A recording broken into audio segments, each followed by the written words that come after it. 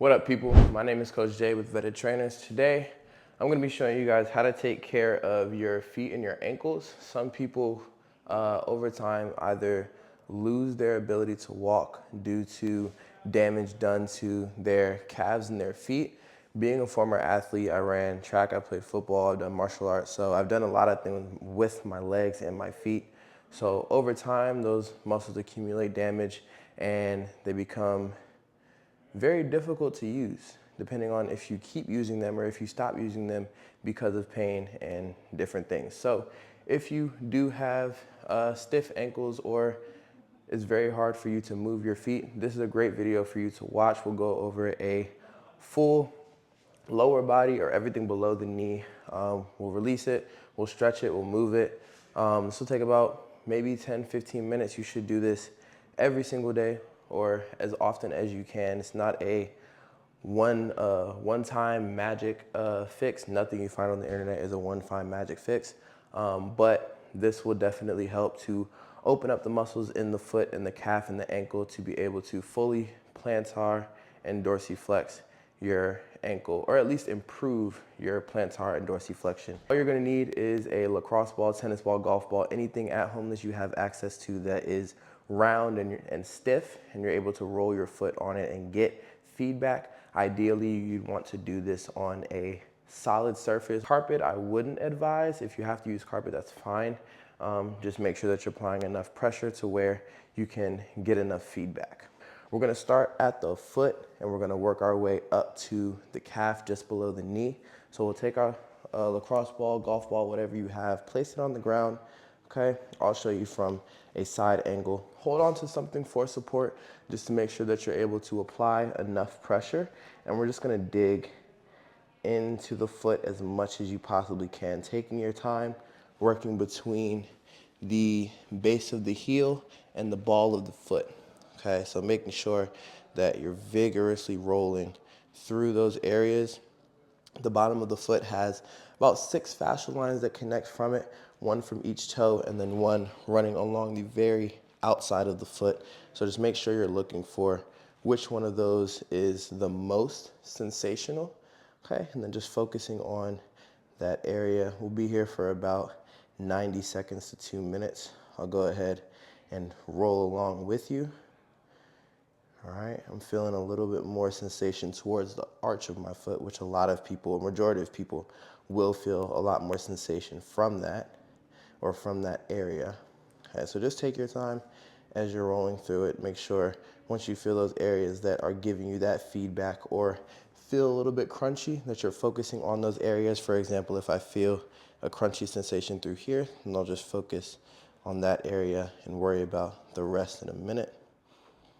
Okay, so if you have time throughout the day, I would recommend rolling for as long as possible, especially your feet, as they are arguably the most important part of your whole body as far as making sure that not only nervous signals, but blood flow is able to start and run from your heart all the way down through your feet and back up to your heart.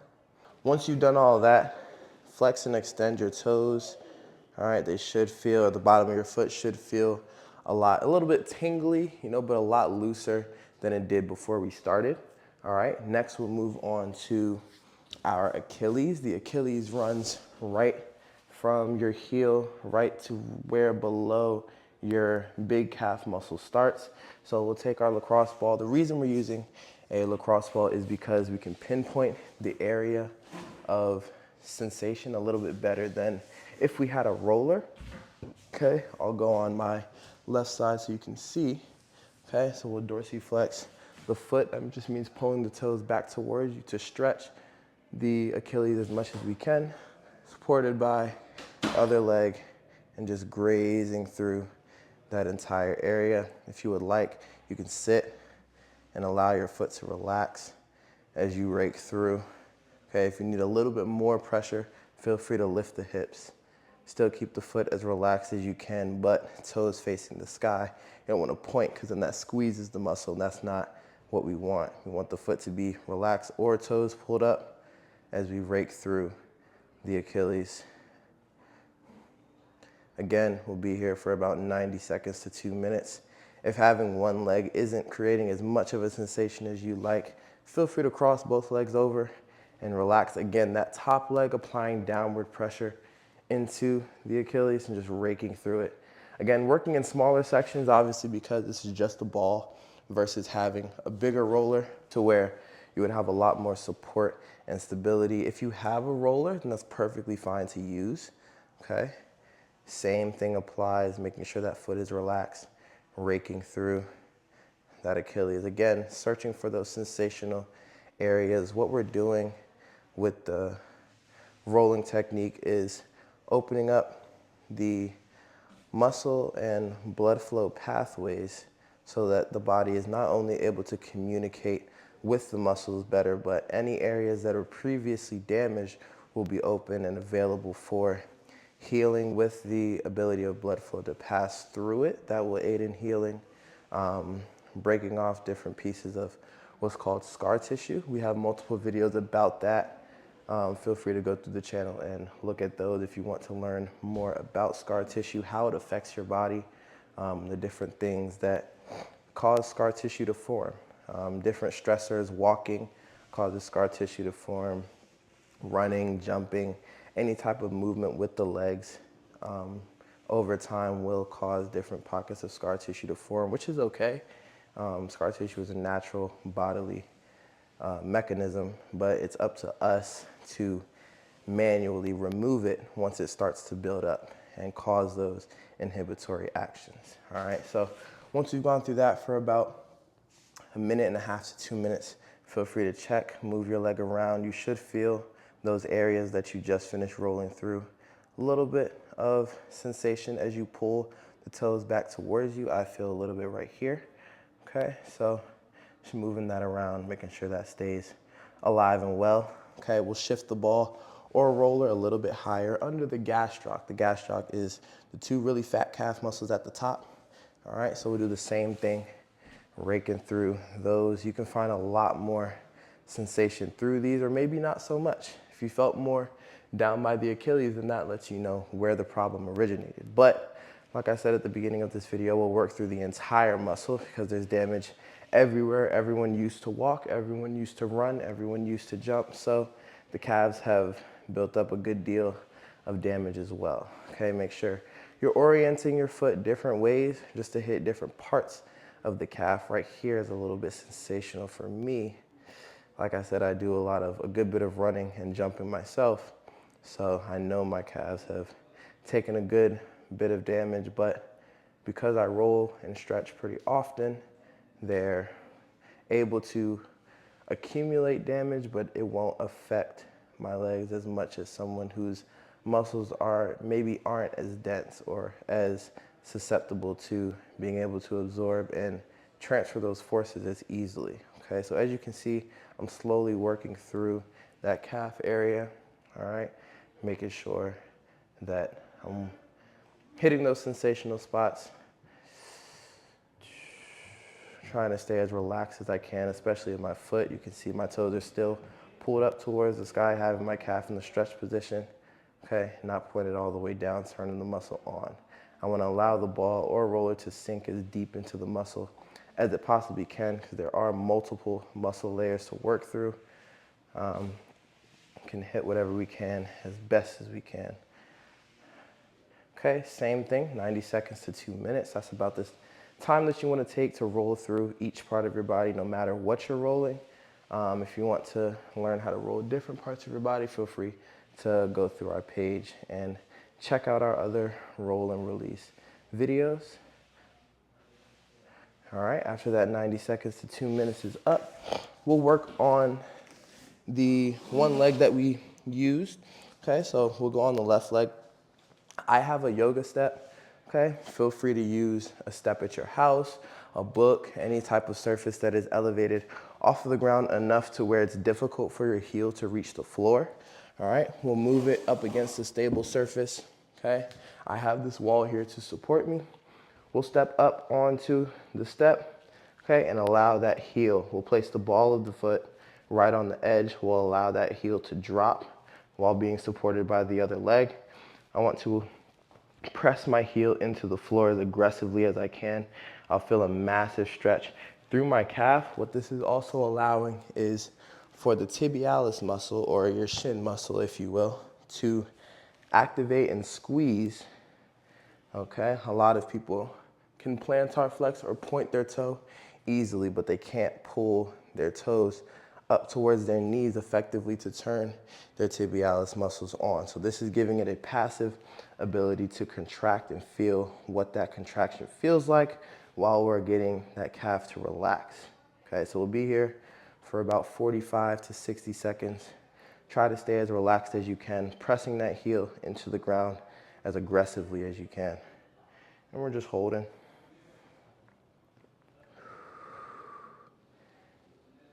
So this is a passive stretch. From here, we'll go into an active calf raise. Okay, just getting blood flow on both sides of the leg.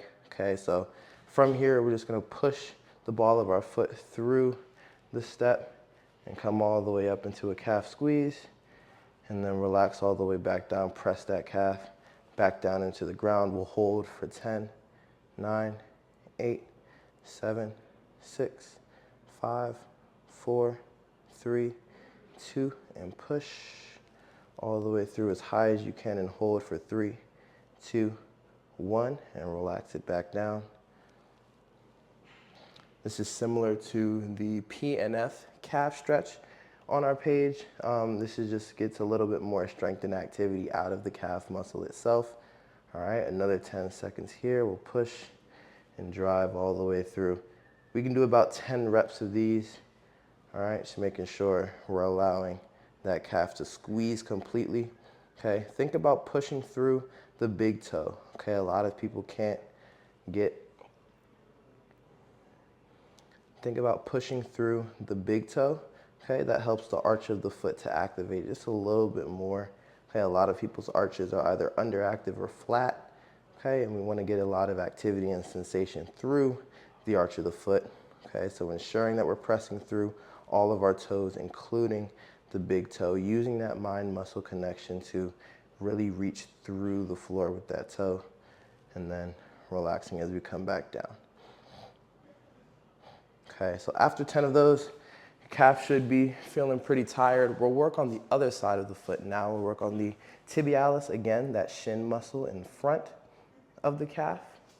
Okay, so balls down, steps down, okay? Support yourself up against the wall, all right? We're gonna walk our feet about 2 to 3 steps away from the wall, so we should be at a slight angle, okay? Our feet out in front of us, all right? So walk away from the wall, make sure the wall is supporting your back. You have an upright posture. From here, all you're gonna do is alternate, pulling that toe up towards the knee, allowing that tibialis to activate, and we're just gonna slowly switch to the other side. All right, we'll get 20 reps on each side. It's okay to let your knee bend ever so slightly, but we don't want to be all the way down here. Okay, so ever so slightly bend is okay. All right, if you can keep your legs straight, then do so. I'm able to, but in a more relaxed sense, just pulling that knee all the way up, or pulling that toe all the way up to the knee as best you can. We'll go 20 reps on each side. Anywhere between 10 to 20 reps is perfectly fine. Okay, enough to where you feel the front shin start to scream a little bit at you. It's getting tired. That's okay. Just working through it, getting blood flowing through it. Make sure we're letting that other foot completely relax once it hits the ground.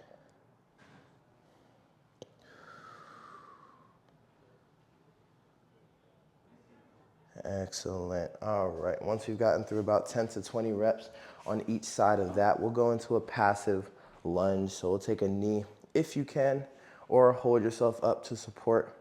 Okay, getting as low as you can to the ground. From here, we want to slide the foot back just about a hand's distance from the knee. And from here, we'll sit tall, shoulders back, and we'll just drive that knee forward as much as we can, allowing that tibialis again to squeeze and pull the toe closer to the knee, and then relaxing on the way back. Okay, so we've got some activity through the calf, got some activity through the tibialis. We're focused on the tibialis the most because a lot of people, like I said before, are not able to pull their toes in the direction of their knee. They can push their toes down to stand on their tippy toes, but they're unable to pull their toes effectively towards their knee and get their tibialis to turn on. All right, so we're slowly allowing the calf to stretch while we push that knee forward. Okay, think about squeezing, again, that tib as much as you possibly can, closing the distance between the toe and the knee. Okay, use your body weight to help. Lean over top of that knee, let it drive forward and squeeze. And then pushing through your heel and the ball of your foot as you come back up versus just pulling your chest up. Okay, leaning forward, again, pushing through the heel and the ball of the foot as you drive back up. This just forces more muscles in the lower leg to activate versus compensating and taking the easy way. Okay, you should feel the quad a little bit, the tib a lot, okay, as you're pushing all the way back. About 10 to 15 reps here. All right, under control as you move forward. And then as we drive all the way back.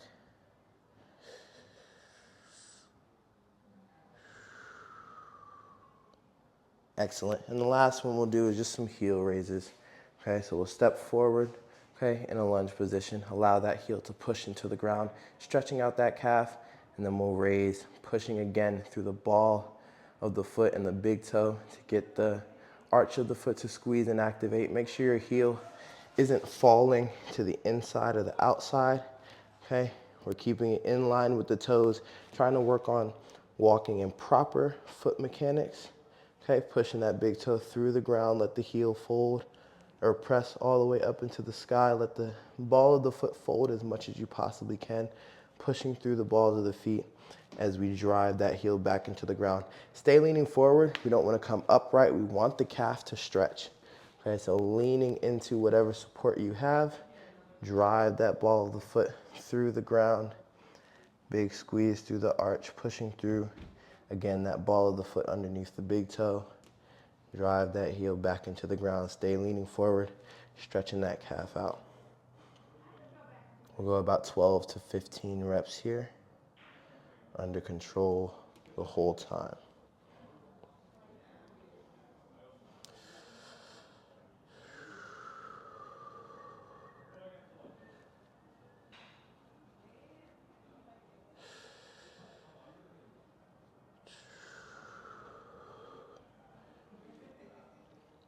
Good. So once you finish all of those, this should have taken anywhere between 5 to 15 minutes, okay? I would recommend doing this process at least twice on both legs, okay? So taking your time, again, working through it. Like I said, it's not gonna be a one-time magic. Oh my goodness, you can walk perfectly again. If you can, amazing. Send this to anyone that you know has trouble walking or trouble with their ankles and their feet, okay? This can greatly help them get back to walking normally, whether they're 15 or they're 55 or they're 95. Okay, so make sure you're doing this at least 2 to 3 times a week if you really want to see your walking and your foot and ankle health get better. See you.